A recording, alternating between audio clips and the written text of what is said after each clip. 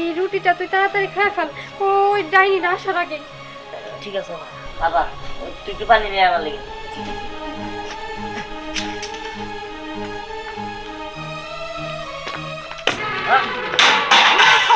তাই না? চুক্তি করে আমার বাসা থেকে রুটি খাওয়াইতেছে। তুই বাইগনে এই প্ল্যান করো, এই চুক্তি করো। তুই আমার বাড়িতে এসে রুটি চুরি করে খাচ্ছিস, হ্যাঁ? তোর খাওয়ার খুব শখ, খুব শখ, খুব শখ, খুব শখ, খুব শখ খাওয়ার না? খুব শখ। ওই ডাইনিটা কই গেছে? ওরে খাইতে মন চায়, তাই না? খুব খাইতে মন চায়, খাইতে মন চায়। মা, তুমি আমার ভাইটারে মাইরো না, আসলে ওর কোনো দোষ নাই। ওর শুকনা মুখটা দেখা আমার খুব মায়া লাগছিল, তাই আমি ওরে রুটি এনে দিয়েছিলাম। তুমি ওরে কিছু করো না, তোরে শিক্ষাটা দিতে এই যে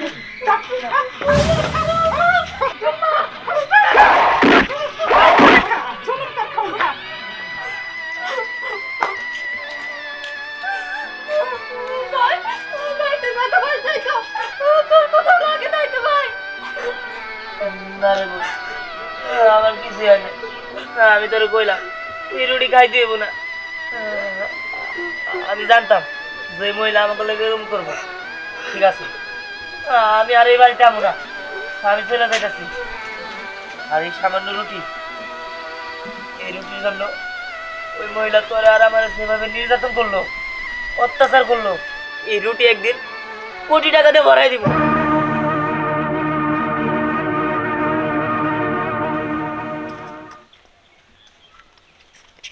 এই যে মহারাজা গেছিলেন কোনে? হ্যাঁ, ওমরা বাড়িতে যে দেখেন আপনার ছেলে মেয়ে বাংলা সিনেমা শুরু করছে। কেন কি হয়েছে? কি হয় নাই তাই কো গোলাম, তোর পোলাপান আমার ঘরে রুটি চুরি করে খা। কে তখন তো খুব কইছিলি যে তোমারে বিয়া করলে আমার পোলাপান খেদাই দেবো, বাড়িতে রাখবো না, এতিম খানাই দেবো। কে এখন তোর ছেলে মেয়ে আমার বাড়িতে কি করে? এই তুমি একটু থামো তো, এরকম শুরু করছো কে? থামো, হ্যাঁ থামো। তোমার একটাই হয় না, একটাই হয় না, না তোর ইচ্ছার রং জাত করা লাগবো। দেখো তুমি কিন্তু এখন একটু বেশি বেশি করতেছো, এরকম করা কিন্তু ঠিক না। আমি বেশি কথা কই না, বেশি কথা কই, বেশি কথা কেমনে কওয়া লাগে ওটা দেখাইতাছি। দেখো তুমি কিন্তু খুব অন্যায় করতেছো। তুমি আমার ছেলে মেয়ের সাথে যে ভাব শুরু করছো, কবে না জানি ওরা আমার বাড়ি থেকে বাইরে যায়গা। তোর ছেলে মেয়ে যাবো কি? তোর ছেলে মেয়ে আমি ঘর ধাক্কা দিয়ে বের করে দিতাছি, দাঁড়া, নাইলে আমি তোর সংসার করতাছি না। এই শোনো শোনো, আল্লাহ এখন আমি কি করবো?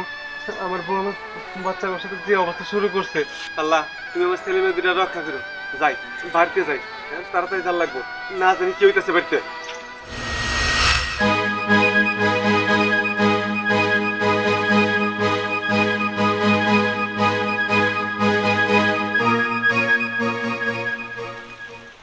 কি ব্যাপার, তোমার কি হয়েছে? এত তাড়াহুড়া করে আসতে বললা? দেখো, তুমি তো জানোই আমার ঘরে সৎ মা, তার অত্যাচারের পরিমাণ অনেক বাইরে গেছে। সে দিনে রাত আমার আর আমার ভাইয়ের অত্যাচার করে। দেখো, তুমি যত তাড়াতাড়ি পারো আমারে তোমার ঘরের বউ করে নাও, আমি ওই নরকে আর থাকতে চাই না। লাবণ্য, আমি তোমার বিষয়টা বুঝতে পারছি, কিন্তু দেখো আমি তো বেকার, আমি তো কোনো কাজ কাম করি না, আমি কেমন করে তোমার বিয়ে করুম? আর তাছাড়া তোমার যদি আমি বিয়ে করি, আমি তো তোমার পালতে পারবো না বা ভরণ পোষণ করতে পারবো না। কি, তুমি আমার ভরণ পোষণ করতে পারবা না? আচ্ছা নাই হোক, প্রয়োজনে আমি তোমার বাড়িতে পান্তা ভাত আর কাঁচামরিচ দিয়ে খাবো, তবু তুমি আমার এই নরক থেকে উদ্ধার করো। আমি আর আমার সৎ মায়ের ওইখানে থাকতে চাই না, আমারে তুমি দয়া করে তোমার বাড়ির বউ করে নাও। তুমি কান্নাকাটি করো না, আমি দেখি কি করতে পারি। আর তুমি আমার 2টা দিন সময় দাও। 2 দিন? আচ্ছা ঠিক আছে, তুমি যেহেতু 2 দিন সময় চাইছো, আমি তোমারে 2 দিন সময় দিলাম, কিন্তু 2 দিনের একদিনও যদি বেশি হয় আমি বলে রাখলাম তুমি কিন্তু আমার মরা মুখ দেখবা।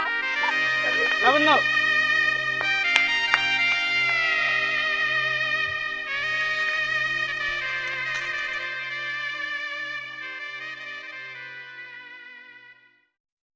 দিহান,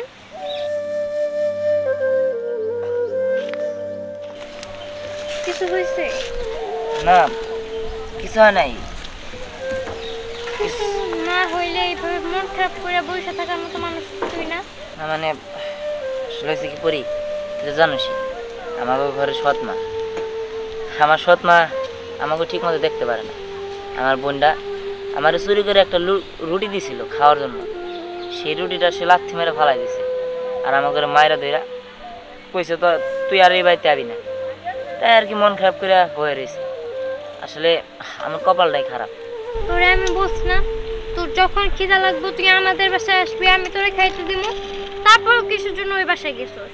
এখন চল আমাদের বাসায় চল, ওইখানে কিছু খাইয়া নিবি। না, আমি কোথাও যাবো না। সামান্য একটা রুটির জন্য আমার আর আমার বোনটা অত্যাচার করছে, প্রতিশোধ আমি নিব। ওই রুটি আমি কোটি টাকা দিয়ে ভরাই দিব। আমি যাইতাছি, আমার 2 চোখ যেদিক যাব সেদিক চলে যাইতাছি। ভালো থাকি। আরে দিহান, আরে কই যাইতেছস? আমি জানি না আমি কই যাইতাছি। এই দাঁড়া। না, এই ছেলেটার তো অনেক জেদ। ও যদি কোনো কিছু করে বসে তাহলে কেমন হবে? কি হইলো বাবা? কথা কইতাছো না কেন? কিছু একটা কও। কি মা, কি কমু? তুই জানোস না তোর মায়ের মুখ থেকে আমি কিছু বলতে পারি না। আমার সব সময় তো সে দমকায় রাখে। তাই বলে তুমি ধমক খাওয়ার ভয়ে তোমার মেয়ের আর তোমার ছেলের যে অত্যাচার করে দিনের পর দিন, তাতেও তুমি কিছু কইবা না? কইবা কিসের জন্য? সে তো তোমার বউ। আমগো তো এখন কোনো মূল্য নাই। যেদিন থেকে আমার মা মারা গেছে সেদিন থেকে তোমার কাছে আমাদের কোনোই মূল্য নাই। আরে বাবা, তুমি তো বাবা। সন্তানে কি করে না করে, কি খায় না খায়, তুমি কখনো ফেরা তাকাইছো আমাদের দিকে? তাকাও নাই।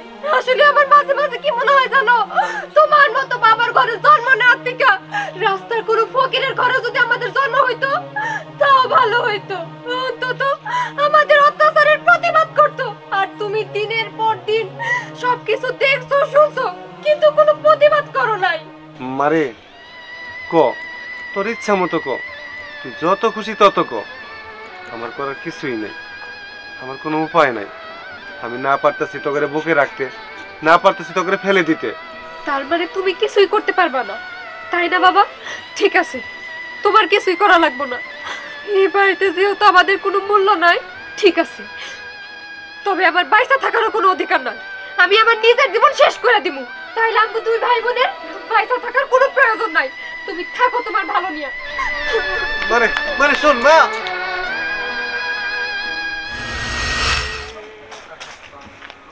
এই এই খাড়া, কি ব্যাপার দোস্ত? তুমি মাঠেও আসো না, খেলাধুলা কি ছাইড়া দিলা নাকি? দোস্ত, আমি আর এইসব খেলাধুলা স্কুল টিস্কুল কোনো জায়গায় যাবো না। কেন? আমার 2 চোখ আজকে যেদিক যাবো আমি এদিক চলে যাবো। তোরা আর আমার দেখতে পারবি না। এই এটা কেমন কথা কর? হ্যাঁ দোস্ত, আমি চলে যাবো। কে দোস্ত কি হইছে? কারণ সামান্য একটা রুটির জন্য আমার বাড়ি থেকে অত্যাচার করছে আমার সৎ মা। আমার বুন্ডারেও মারছে অনেক। আমি চাই না এই জায়গায় থাকতে, আমি চলে যেতে চাই। আমি চলে যাই, আমি কোন সেক্টর করবো, আমি আমার নিজের পায়ে দাঁড়াবো, তারপরে এই গ্রামে ফিরাবো। আরে দোস্ত, আমারও তো বাড়ি থেকে কত কথা কয়, কয় বাড়ি থেকে বের হয়ে জায়গা। তার কারণে কি বাড়ি থেকে বাইরে হয়ে যাবে নাকি? হ্যাঁ দোস্ত, যা তো। আরে ভাইয়া, মামা, কেমন আছোস? আয় আয় বাবা, আয় আয়। আমার বুকে আয় বাবা। মামা, তুমি এতদিন পরে বিদেশ থেকে আইছো? হ, কালকে রাত্রে 9টার ফ্লাইটে আইসা পৌঁছাচ্ছি। সকালবেলায় কোনো কথা কাউরে না কয়া হুট করে তোকে দেখবানি গেতাছি। মামা, আমার ঘরে বাঁচাও। আমার বোন আর আমি মরার অবস্থায়। আমার আব্বা মামারা যাওয়ার পর থেকে তো যে সৎ মা আমাকে ঘরে আনছে, সে আমার ঘরে ঠিক মতো খাইতে দেয় না, সারাদিন খালি অত্যাচার করে। আমার বোন আমার একটা রুটি দিছিল দেখা, ওটার লেগে আমার বোনটা কত মারছে, আমারও মারছে, বাড়িতে বের করে দিছে। আমার ঘরে না বাঁচাইলে এমনি করতে করতে মাইরে হেলাবো আমাকে। কস কি তোর এত অত্যাচার করে? তোর বাপ কোনো প্রতিবাদ করে না? না মামা, আব্বা কোনো প্রতিবাদ করে না। ওই মহিলার ভয়ে আব্বা কোনো কথাই কইতে পারে না। মামা, তুমি আমার একটা সুযোগ দাও, তুমি আমার এমন একটা কিছু বানাই দাও যাতে আমি ওই মহিলার দেখাই দিতে পারি যে আমি আমার নিজের পায়ে দাঁড়াইছি। ভরসা রাখতে হবে, ভরসা রাখতে হবে। এটা কি কষ্ট? একটা সুযোগ কে? আমার ব্যবসা বাণিজ্য যা আছে সব কিছু তোর হাতে তুলে দিবি। তুই সব কিছু দেখাশোনা করবি। হ্যাঁ, কামাই করতে হইব। কামাই করে তোর বাপের মহিলার দেখাই দিবি যে তুইও পারস। আজকের থেকে আমার কাছে থাকবি। চল। লাবণ্য কই? বাড়িতে তাড়াতাড়ি চলো। চল। এই যে কাকা খারাপ, এই যে তোমাকে বাড়িতে এদিকে কি শুরু হয়েছে বুঝতেছি না। ধ্যান দেখলাম সুইডা কোন দিকে জানি যাইতেছে গা, আবার এই লাবণ্য আবার নাকি ফাঁস নেবে নিয়ে গেছিল, বুঝলাম না। তুই একটা কাজ কর, আমার করে টাকা দে।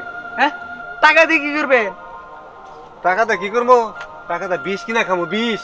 এই যে কাকা, এটা কোনো কথা বললেন? মরার ইচ্ছা থাকলে বিষ খেয়ে মরা লাগবো না, মরার ইচ্ছা থাকলে রেল লাইনে মাথা দিয়েও মরা যায়।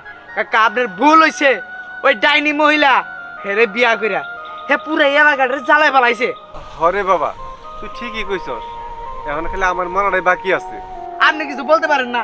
ওইরকম বউ যদি আমার হইতো, ঈদ দিয়ে মাথা আমাদের বাড়িতে একবার মেরে ফেলাইতাম। না রে বাবা, এখন তো মারতেও পারতাছি না, মারলেও তো পুলিশে ধরবো। দেখ কত বেলা হয়েছে, এখন পর্যন্ত পেটে সেটে ভাতও দেয়নি। এখন আমি কথাবার্তা ভালো লাগতেছে না। যাই রে বাবা, আমি এখন যাই। যান যান, আপনার বউয়ের জ্বালাই এলাকায় থাকা যাইতেছে। হ্যাঁ, আপনাদের দিয়ে তো জ্বালাইতেছে, তার পাশাপাশি এলাকাবাসী সবারই জ্বালাইতেছে।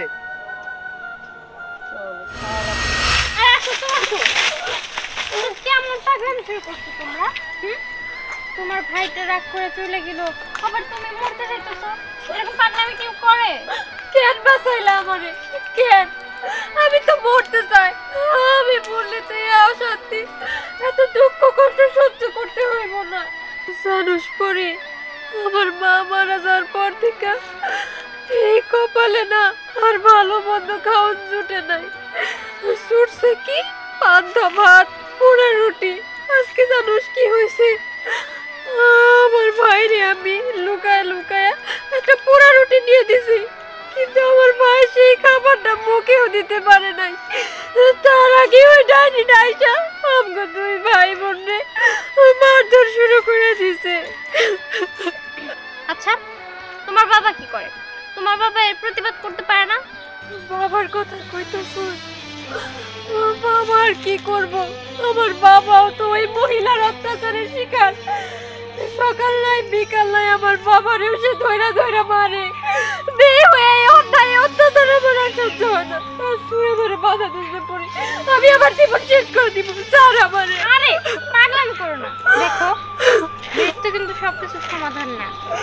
আর দেখবা আল্লাহ তোমাদের দিন একদিন না একদিন ঘুরাই দেব। দেখো কান্না করো না, একটা সমাধান আসবো। চলো তো, চলো না পড়ি।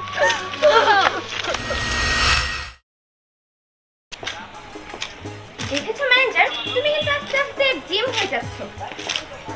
জি ম্যাডাম, আপনি ঠিকই বলেছেন, সবে আপনাদের দোয়ায়। আর আপনি না থাকলে তো আমি এই পর্যন্ত আসতে পারতাম না।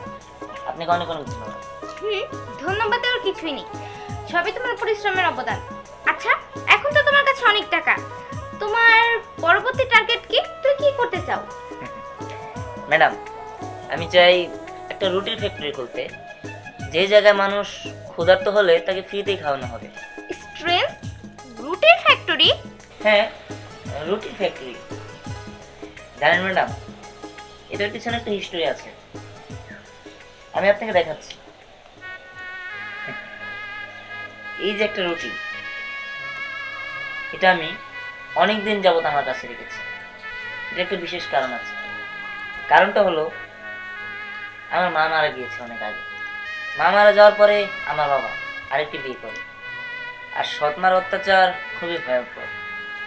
সামান্য একটা রুটি আমার বোন আমার মাকে না জানিয়ে দিয়েছিল দেখে সেই রুটি তো আমাকে খেতে দেয়নি, এমনকি রুটির জন্য আমাকে আর আমার বোনকে ইচ্ছা মতো অত্যাচার করেছে, যেটা আমি মেনে নিতে না পেরে আমি ওখান থেকে চলে এসেছি। আমি সেদিন থেকে প্রতিজ্ঞা করেছি আমি এই রুটিটাকে কোটি টাকায় রূপান্তর করব, আর আমি এটা পেরেছি। আজ যাচ্ছি সেটার জবাব দিতে। আমি তাদের চোখে আঙুল দিয়ে দেখিয়ে দিব যে আমিও পারি। বুঝতে পেরেছি। আচ্ছা, তুমি কি গাড়ি নিয়ে যাবে? না ম্যাডাম, আমি গাড়ি নিয়ে যাব না, আমি আমার মতো যাব। আপনি ভালো থাকবেন। আমি কালকে থেকে আবার আপনার চাকরিতে জয়েন করবো। যাও। আর শোনো, কোনো যদি সমস্যা হয় তাহলে তুমি আমাকে ফোন করো, আমি কিন্তু তোমার অপেক্ষায় থাকবো। জি ম্যাডাম, আমি আসি। আসসালামু আলাইকুম। ওয়ালাইকুম আসসালাম। আমার কয়টা টিয়া দেন, আমি ভাত খামু। আমার খিদা লাগছে, আমি রুটি খামু। আমি ভাত রুটি রুটি ওয়েট, আমার অনেক ক্ষুধা লাগছে, আমি রুটি খাবো। দাঁড়ান। আপনার ক্ষুধা লাগলেও এই রুটি আপনি খেতে পারবেন না, কারণ এটা 1 বছর আগের রুটি। 1 বছর আগে রুটি, 1 বছর আগে রুটি হইলো খামু। আমার মেলা খিদা লাগছে স্যার। আপনি এখন ক্ষুধার্ত দেখে তাই বলছেন আপনি এটা খাবেন। আচ্ছা, এটা বাদ দিন, দেখেন তো আপনি আমাকে চিনতে পারেন কিনা। দিহান, তুই বাবা? হ্যাঁ, আমি দিহান। আপনি হয়তো বা ভুলে গিয়েছেন ওই দিনের কথা, তাই না? যে সামান্য একটা রুটির জন্য আপনি আর আমাকে আর আমার বোনকে খুবই অত্যাচার করেছিলেন, মারধর করেছিলেন। শুধু রুটি না, আপনি তো প্রতিদিনই আমাদের ধরে ধরে মারধর করতেন, আর এই রুটির জন্য বাড়ি থেকে বের করে দিয়েছিলেন। তো আমি প্রতিজ্ঞা করেছি এই রুটিকে আমি 1 কোটি টাকায় রূপান্তর করব, আর সেটা আমি পেরেছি। ভাগ্যের কি নির্মম পরিহাস! আজকে কোথায় আমি, কোথায় আপনি? 1 বছর আগেও তো আপনি ছিলেন রাজা, আর আমি ছিলাম ফকির। আর এখন আমি রাজা, আপনি রাস্তায় রাস্তায় একটা রুটির জন্য ভিক্ষা করছেন। বিষয়টা খুবই হাস্যকর। আমি আপনাকে একটা কথা বলি, আপনি হয়তো বা আমার সৎ মা, তবে আমি আপনাকে কখনোই সৎ মার চোখে দেখি। আমি সবসময় আমার নিজের মা হিসাবে আপনাকে দেখেছি, কিন্তু আপনি সেটা পারেন।